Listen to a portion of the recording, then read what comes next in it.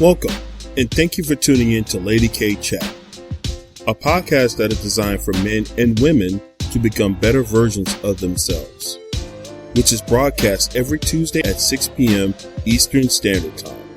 Various subjects will be spoken upon, such as relationships, health and wellness, personal development, wealth building, children, and so much more. She is a two-time Amazon best-selling author, an international speaker, and life coach. She is Lady K. And now for your host, Lady K.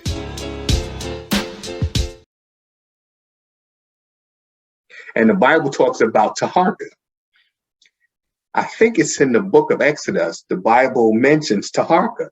If you look into the Egyptian dynastic period, you'll see that Taharka was a Nubian king who came up north and drove out the Europeans and established himself as a king on the throne of Kemet.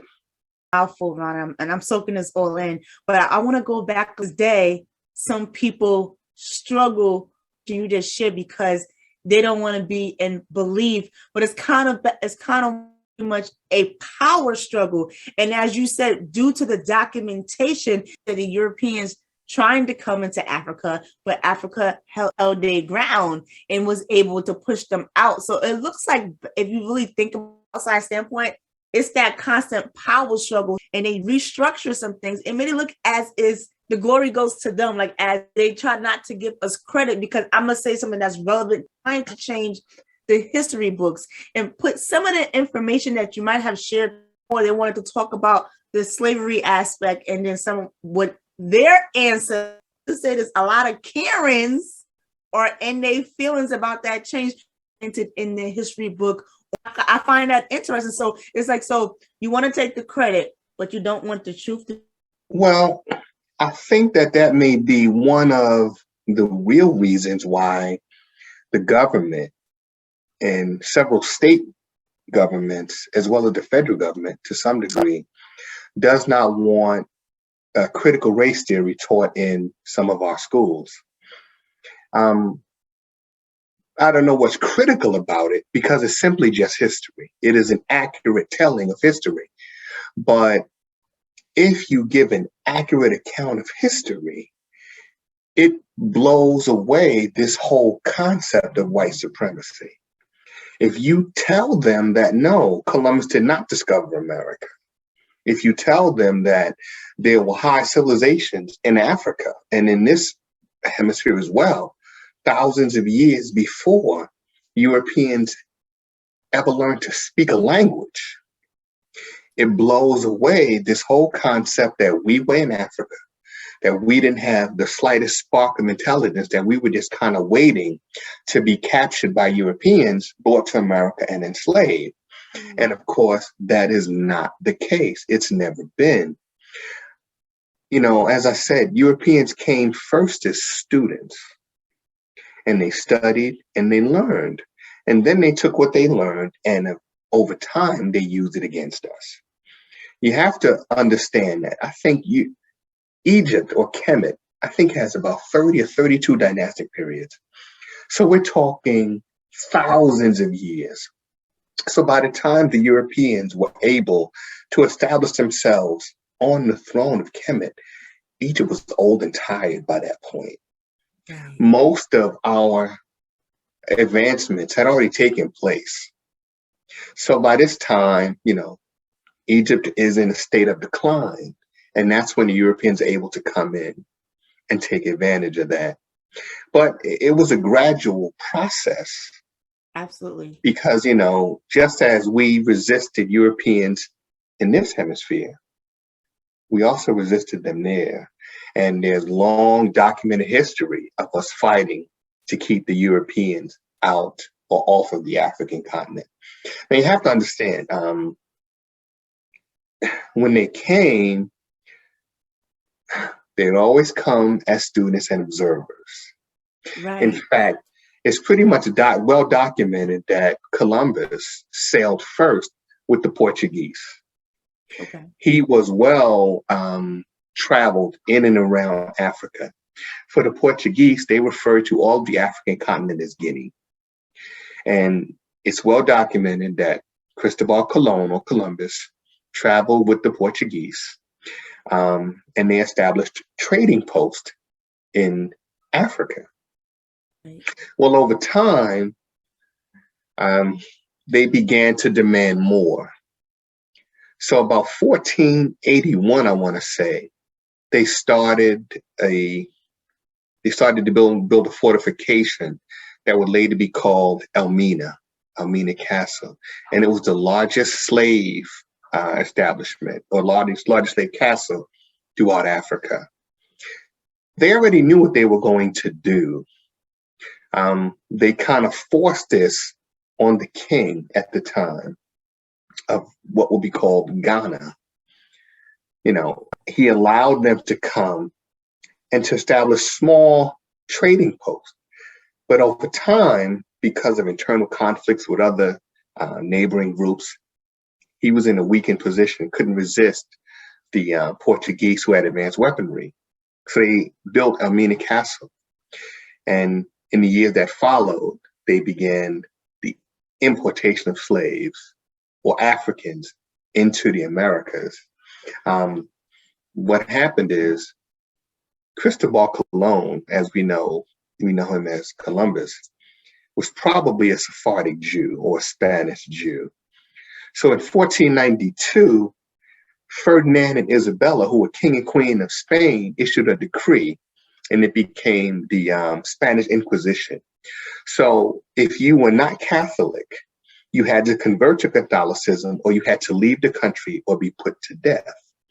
Well, in 1492, everybody knows that Columbus got out of Spain, probably because he was a Sephardic Jew and did not want to convert. So he left on his voyage, which brought him, as we know, to modern day around the Bahamas.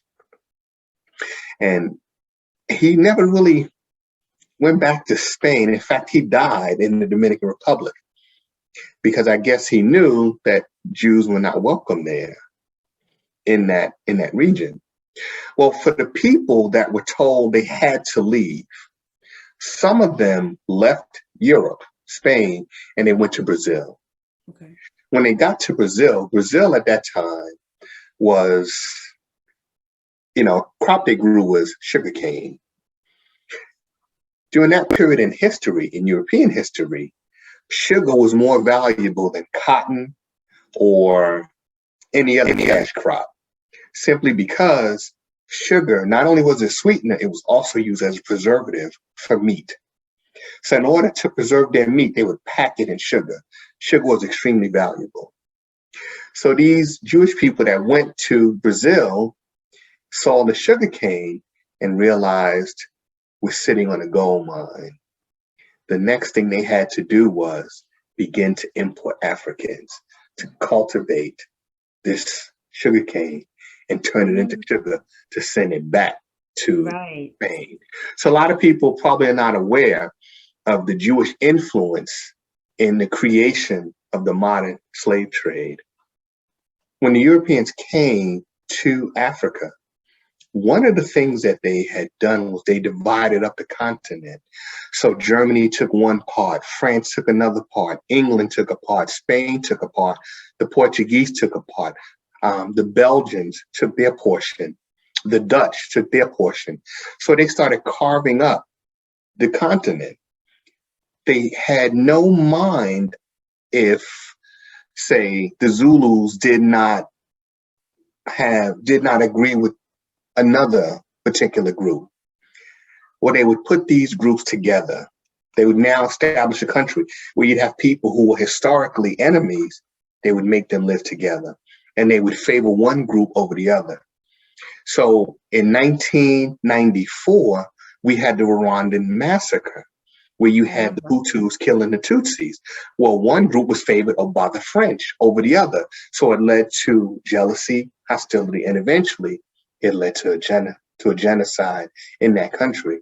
So the same tactics that were used in Africa are used here. You have Bloods and Crips, right?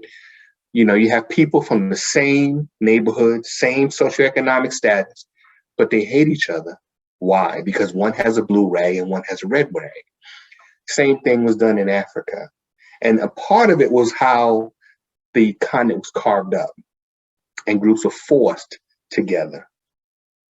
So, yes, because of that, you had enemies that would have tribal conflicts and they would capture people that they would enslave. Well, the Europeans would buy these people for things like weapons and other trinkets, right? The indigenous people, the Africans, did not know what was going to become of these people. They had no idea that they would be transported thousands of miles away. Right. It was just not something that they could even fathom, right? That you're going to take these people across the ocean and you want to subject them to the worst form of slavery ever. It's just something that did not happen. Right. You know, if you were captured, if you were, you know, a Kikuyu and you were captured by the Luau, you were still allowed to practice your religion, your culture. Simple as that. They had no idea that they would be stripped of everything. Right. So, yes, there were Africans that were complicit simply because Europeans never went beyond the beach. They would dock their ships, you know, off the shore, and they would paddle aboard in these longboats. Right. They never went beyond the beach because in this country, sickle cell anemia is a very painful and sometimes fatal disease. Right. However, in Africa, sickle cell is a natural preventative against malaria. So the sickles in your blood would prevent you from getting malaria when you got bit by a malaria-carrying mosquito. The Europeans did not have it. So because of that, they could not go beyond the beach. So they would send Africans into the interior to bring other Africans down to the beach. So yes, we were complicit. That makes a lot of sense, and I grasp that. I know we almost run out of time, but before we do go, because you touched base on it very lightly, you said republic, right? So a lot understand what republic, being republics of the land. Can you touch a little bit based on that, Ron? You said republics of the land? Now, you know how there's like we say the Pledge of Allegiance? Right. So a lot of people don't understand the republics, not party, but the republics of the land. Well, you know, people say that we live in a democracy. Well, in actuality, we live in a democratic republic, right? Right. Which is somewhat different concept from what we understand, our understanding of a democracy. This country has never really been a democracy because how can it be when we couldn't vote, women couldn't vote, Native Americans couldn't vote? You had to be wealthy, white, and own land in order to vote. That was the initial laws governing voting, right? So when this country was established, there are a number of different documents that were involved in the creation of America, not just the Constitution. There were the Articles of Confederation and several others were establishing a republic, right? We don't really use that term. We just throw out the term democracy, meaning a government by the people. But this government has never been by the people. This government has always been controlled by a small group of very wealthy and powerful people, right? Absolutely. That determine the course of our lives. And not much has changed throughout the centuries. We're still under the control of a small group of people. And this small group of people control 96% of the world's wealth. 96% is held by about 300 people. The rest of us getting by on just 4% of the world's wealth. You hit that right on the head.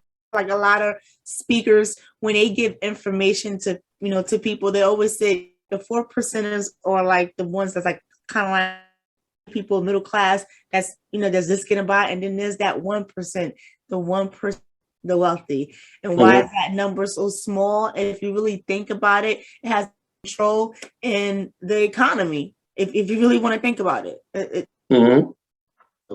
So I just hope today that the information that you shared today grasp the concept, they got some idea how important the Indigenous and still are to this day. Now, Ron, if they wanted to get additional information, where can they find you at? Well, there's the podcast every Tuesday from 6 to 7 on Genesis Radio platform.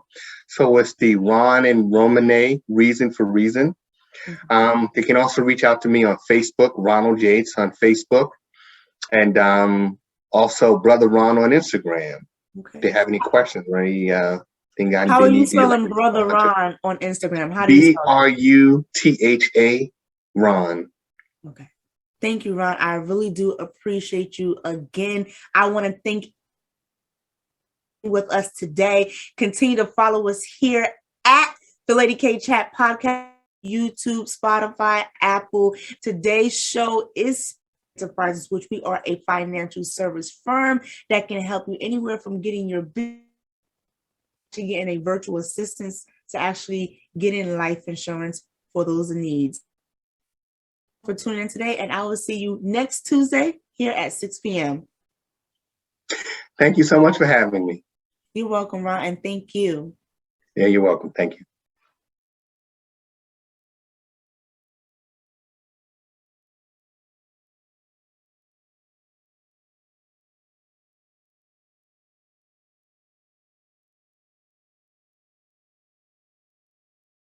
Lady K.